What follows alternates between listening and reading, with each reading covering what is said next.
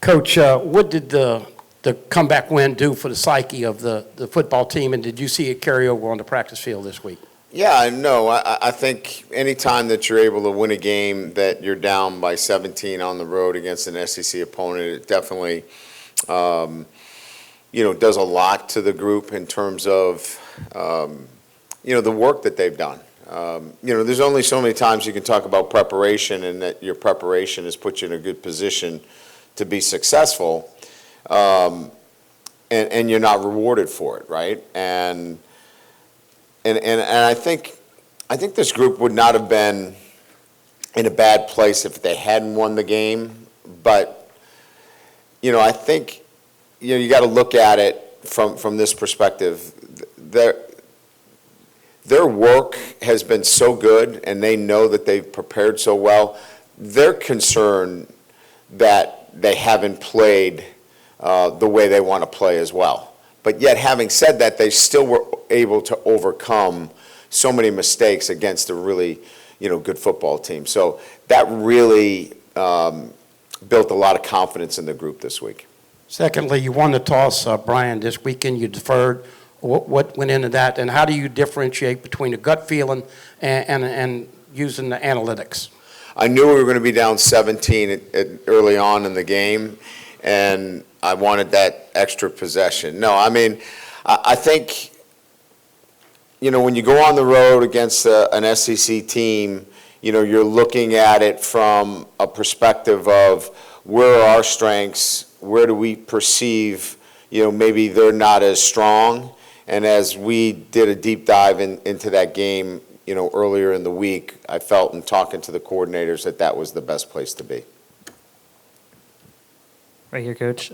Just about the safeties last week, seemed like you guys were you had two pairs. So have you guys kind of been assessing, well, this guy works better with this guy, or just are you considering a platoon approach? Just what's your assessment of that position right now? Yeah, I think you're going to see a lot of guys playing at that position.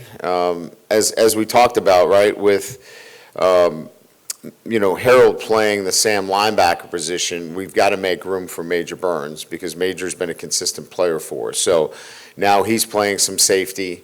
And clearly, we've talked about this, that we want to get, Deshaun Spears on the field as well. So you have that.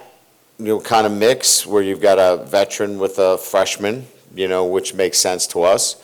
And then you've got, Gilbert, who's a veteran player, and Allen, who's a first-time starter. So, those are the four guys that have been in the mix. Kylan has also gotten an opportunity. So I think you'll start to continue to see as many as five safeties, playing for us. And, I think that rotation works for us right now, and we'll see how that continues to go.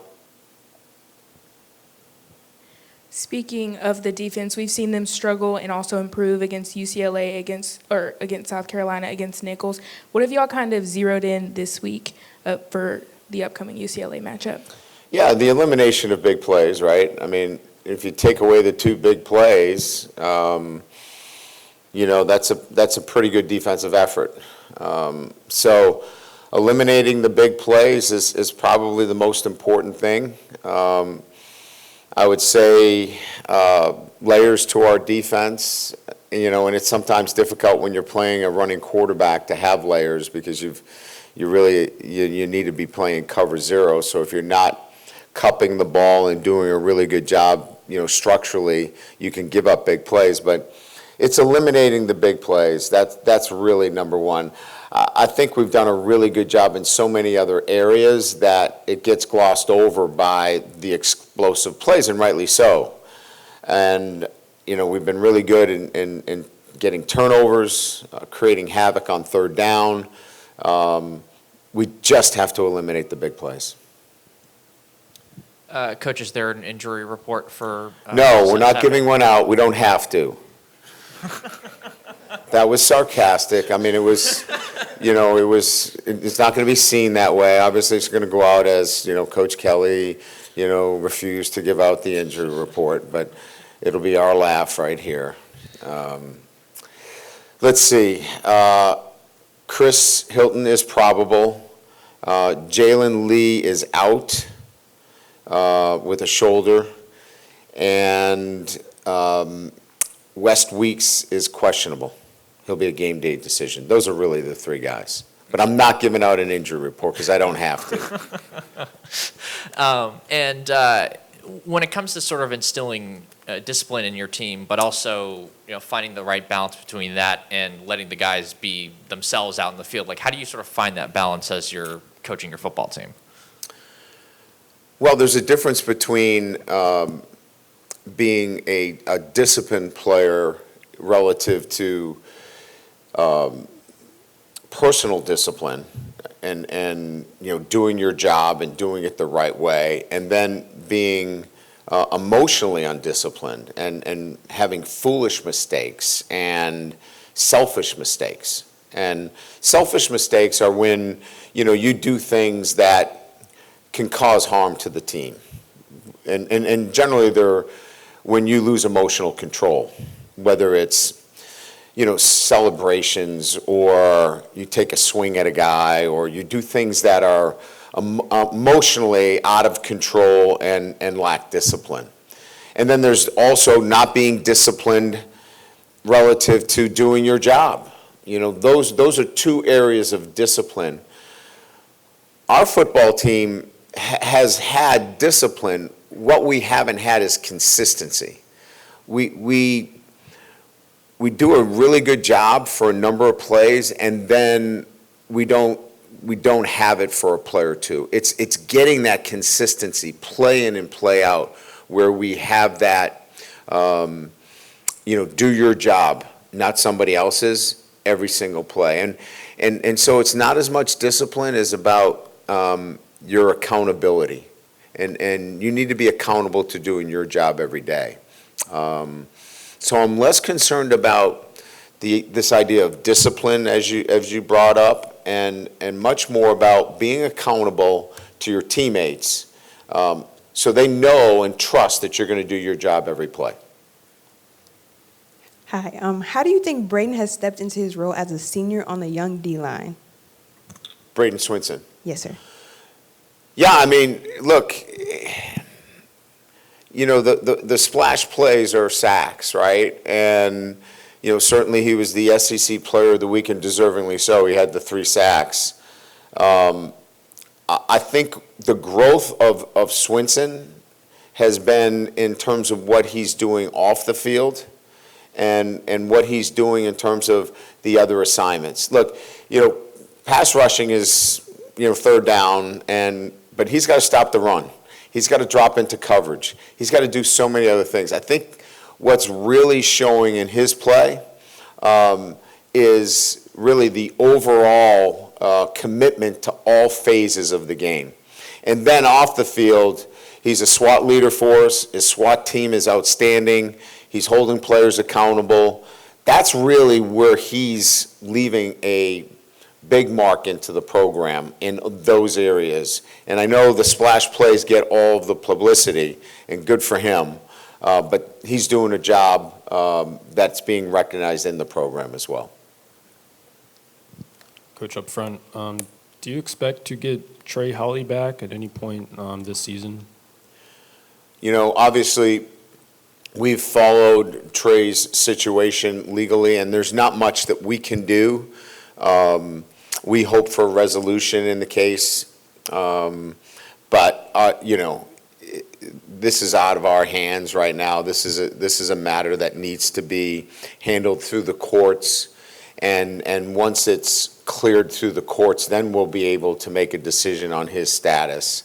Again, I think we've been pretty clear that he can't play football here until the legal matters have been settled. And I also wanted to ask about the run game. Did South Carolina give you some lighter boxes to sort of help out the run game? Was that a factor sort of in how you were able to get things going on the ground last week? Not necessarily. I mean, I think, it's kind of a little bit what I talked about. We were able to make some people miss. We were able to break some tackles. And, Caden did a really good job there. Josh did a really good job. That's kind of the nature of, being consistent with your running game. You're going to have to get some of that. Yeah, we had some good box looks that allowed us to run the ball as well. But there are going to be some times where, you can't block them all. And you've got to make a guy miss, and you got to run through some tackles. So I think it was, in answering your question, I think it was a little bit of both. But it wasn't, hey, we just got the numbers every single time. Our backs did a much better job of running through contact and really making some defenders miss. You mentioned Chris Hilton probable. As the season has gone on, what does he add to the passing game as the passing game has evolved the past couple of weeks? Well, he's been in the program now 3 years, so experience certainly, knows the offense very well. It's easy to talk about speed, and he certainly has it. I think what he brought and what emerged late in the season and into the bowl game was tracking the ball extremely well down the field. So, that's an element that we're hopeful that we start to see a little bit more of, although, I thought we did a much better job against South Carolina pushing the ball down the field. But once Chris is, back, now look, you can't be out, almost a month and then just jump in and here's Chris Hilton's, tearing it up. It takes a while for him, and I hope everybody's expectations are at a point where he can't come in and just, pick up where he left off. It's going to take a few weeks for him to get back into action, but he's going to help us, and he's going to be a main player in what we do before the season's over. Yeah, you guys have a history of kind of getting down early and coming back and winning games. I'm sure it's not a position you like to be in. Just how do you, I guess, with this team, coach, starting a little bit faster, and is that something you want to see from this team, I guess, this week? Yeah, I mean, it's on our ball. It's on our walls. I mean, start fast. Attention to detail. It's in the hallways. If you guys walk down the hallway, you'll see we have 4 quarters of LSU football is one, start fast. That's the first quarter. Second quarter is attention to detail. Third quarter is effort and enthusiasm, and fourth quarter is finish strong. So we talk about it every day about starting fast. So it's one of those things where then you have to look at, all right, what's our practice preparation look like? Do we start fast in practice and preparation? So for the last 2 weeks, we have gone 11 on 11, ones versus ones, in the first 15 minutes of practice. So we're backing up all of those things with actionable items relative to what we're doing. We got to the stadium 30 minutes earlier than we normally did. We're going to keep finding ways to put our guys in that position. But at the end of the day, we got to play at a higher level, and we got to coach our guys at a higher level. And that's going to get us off to a better start.